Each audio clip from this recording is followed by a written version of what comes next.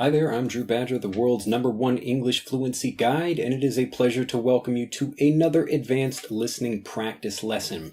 Very quickly, if you are new to this series, I recommend you go back and watch our previous episodes in other series where you can focus on things like grammar or phrasal verbs, and you don't have to listen to me speaking too quickly like I do in this series. So if you're understanding that and you're ready to begin, let's get into the lesson. Today I got a really interesting email from a student, and it's kind of a part of a theme of emails that I tend to receive from people. And again, I talk about psychology a lot, so I'll be talking about psychology in this video.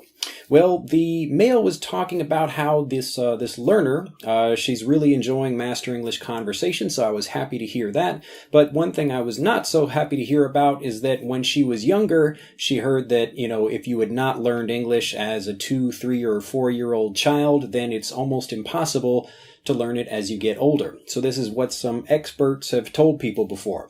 Now, I have to be kind of careful about this topic because I am an expert about my particular thing, my particular field, which happens to be fluency, and specifically speaking confidence. So not just being able to speak the language, but how can you get out and meet people that you don't know and start conversations with them and be able to actually speak confidently. So that's my expertise in what I do. But what I like to be very specific about is that I only try to talk to learners about what they can do, and I really I don't know, maybe you can correct me if I'm wrong, if you've heard me say this before, but I rarely ever, if ever, tell people what they can't do.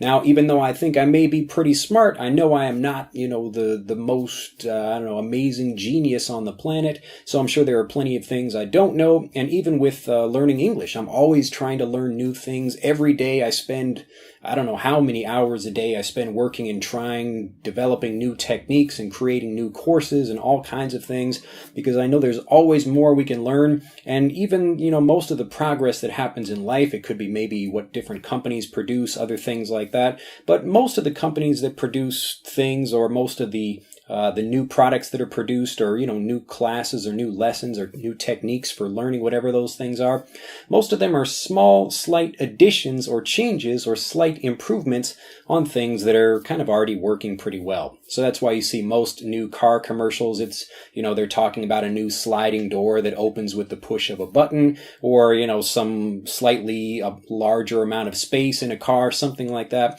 because really there's not much difference. So I kind of feel bad for car companies because, unless they create a flying car or something like that, they're not really going to have much of something new and interesting to talk about. So yeah, I feel kind of bad for them.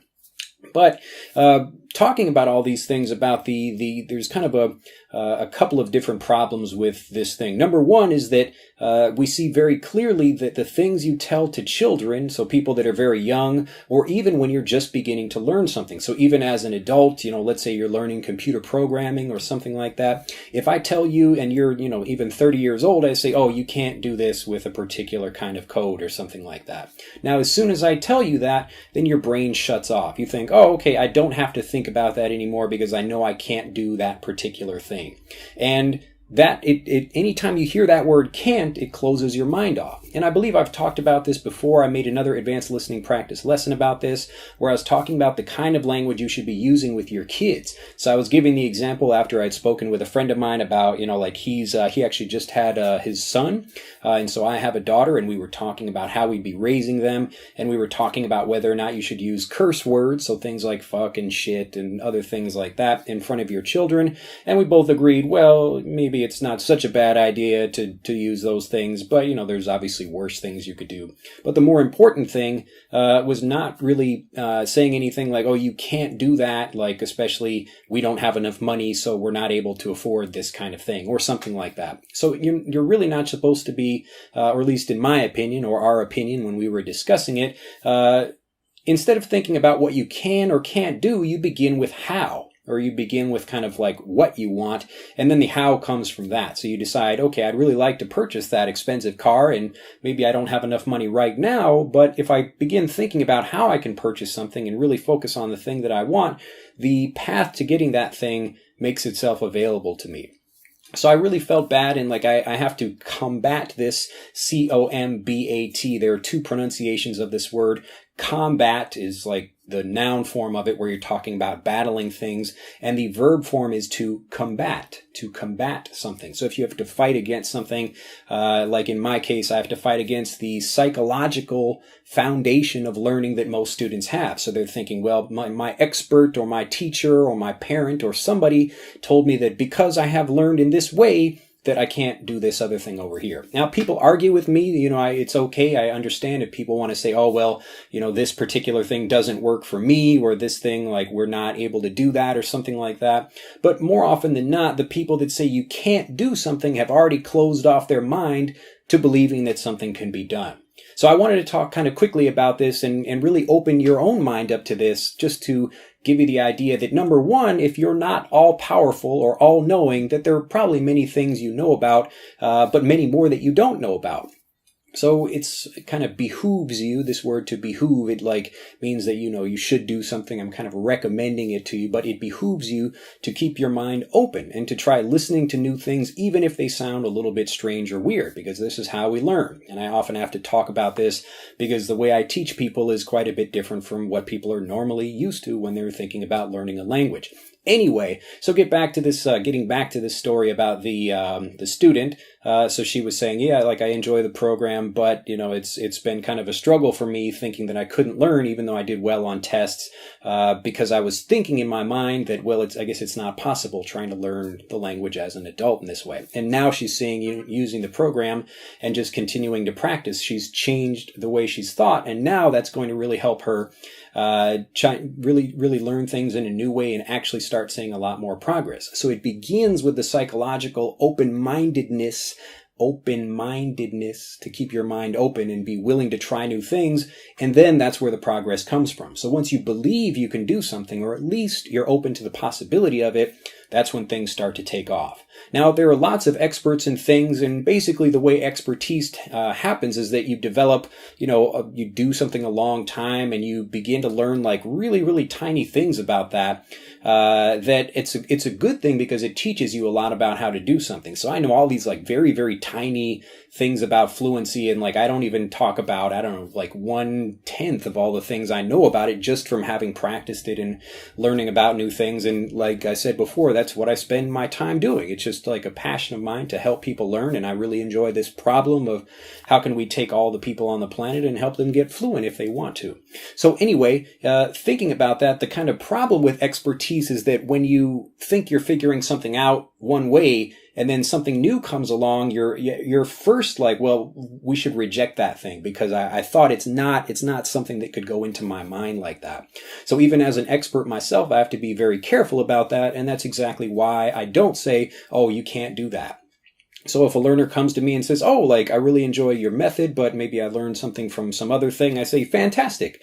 That's great. I don't think that like my method is like the only way to learn the language and there's nothing else you can do. So lots of different people try different things, and I think that's fantastic. It's just a way that you should continue to keep your mind open, and that's the thing that's going to help you get fluent, because the more your mind is open, the more you're open to trying different things. And then like a scientist, you experiment, try a couple of different things, see what works, and you continue what does work and then discontinue what doesn't. So I'll just give you one quick story about this just to remind you that even something that seems like a very basic thing, people do it and they perfect it to a certain level and they think, well, I guess we can't get better than that. And then somebody comes along, so somebody appears and takes it to a new level. So that's what I'm trying to do with fluency as well. People are thinking like, well, we've developed all these methods and we kind of know what to do, and then I'm trying to do this up here to show that like it really is possible to learn things in a different way. Anyway, so this is a story from the Olympics. So there was this guy named Dick Fosbury, and Fosbury was like a high jumper. So you would like run and try to jump over the flat bar, and he developed a new way of jumping called the Fosbury flop. And so instead of running and kind of jumping over maybe with his legs up like that, something like that, he turned on his back and he kind of flipped over and arched his back over the bar, which enabled him to get over the bar a little bit higher. And when people saw that, they were like, wow, it's pretty cool. And that's what the standard thing most people do now. So it was different. So at first people are looking at that like, wow, is that legal? Can you do that? Can you jump over the bar that way? But, that was, again, at the beginning, people reject something new. And this is just the typical thing that happens. So if you are the kind of person that's open-minded about things like that, you could see something and think, wow, like instead of just rejecting it, or thinking like, oh, we can't do that thing, even though you're seeing somebody actually doing it in front of your eyes, that's going to make your progress much slower, depending on, I guess, whatever it is you're interested in, whether that's fluency or something else. So in the case of Fosbury, there's kind of other elements around that made it possible for him to do something different. One of those, and maybe like, even me having to like research the story a little bit, but I just thought it was really fascinating, is that originally, like, people were doing the high jump, and when you jump on the other side, that really big, soft mat that they used was not there before. So you had to think about clearing the high bar, but also thinking about what you're going to do when you get over the bar and onto the other side. So either you had to land on your feet, or there's like a pit of sand or something, so you could actually injure yourself if you jump really high over that thing and then come down on the other side. So now people don't have to think about it, but at that time when people were just starting to introduce, okay, we're going to have this mat here, because really the focus is on jumping over the bar. It's like, who really cares what happens on the other side? So at that point, that made it available, or made it possible for people to think in a new way. So that's why I try to make things available or make things possible for you by creating different kinds of lessons, or just researching different things and figuring out, like, from other industries what people are using to solve different problems, and then I try to apply those in language learning. So all of these things, the whole point of this is, number one, be careful not only what you tell yourself, but also the things that you tell your children about you can't or whatever. So I talk about that, like, with my wife and, certainly my daughter. So I don't say, oh, you can't do that. I just think, like, how can you do that thing? And obviously Ari is still pretty young, but just getting into that habit of explaining what you can do or what you can't do, it's really important for kids. And then the other reason this is important is because you really want to have an open mind about what you can do, because the moment you think like, oh, this is the best we can do, somebody else will come along and create something better. So there's always a process of learning and getting much better. So the more you keep your mind open to those things, the more you can actually improve, or whatever that happens to be, whatever the industry or the hobby or the topic or whatever it is you're studying. Anyway, I hope you have enjoyed this lesson. If you have, do give it a like. Remember to stay open-minded and share this video with other people. Feel free to comment if you want to disagree with me. That's just fine as well.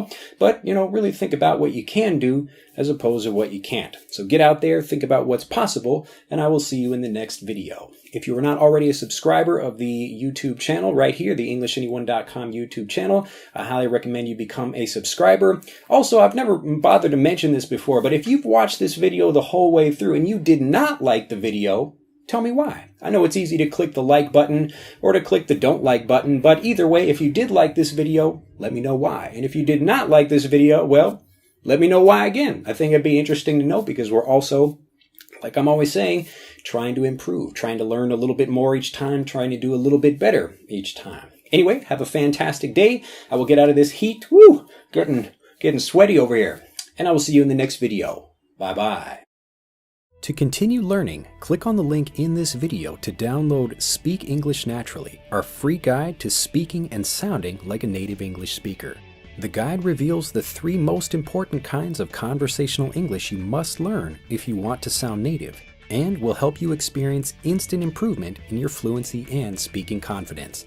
To download your free guide on a mobile device, click on the link in the upper right of this video. To download your free guide from a computer, click on the link in the lower right of this video. I look forward to seeing you in the guide.